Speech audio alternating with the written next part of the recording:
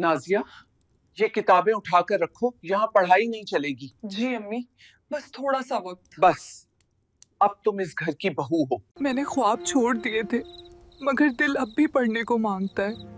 अगर तुम हार गई तो कल हमारी बेटियां भी हार जाएंगी। नाजिया, हिम्मत मत हारो, मैं तुम्हारे साथ हूँ। मैं वादा करती हूँ, हार नहीं मानूंगी।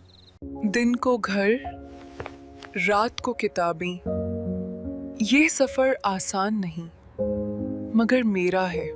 तुम छुपकर पढ़ रही थी, हमें धोखा दिया। मैं सिर्फ इल्म चाहती थी, इज्जत नहीं खोई। औरत का मुस्तकबल उस घर की चार दीवारी है। नहीं अम्मी, औरत का मुस्तकबल उसका ख्वाब भी होता है।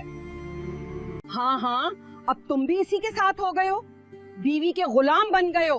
गुलाम नहीं हूँ अम्मी, शौहर हूँ। मैं किसी का हक नहीं छीन रही, बस अपना मुस्तकबल मांग रही हूँ।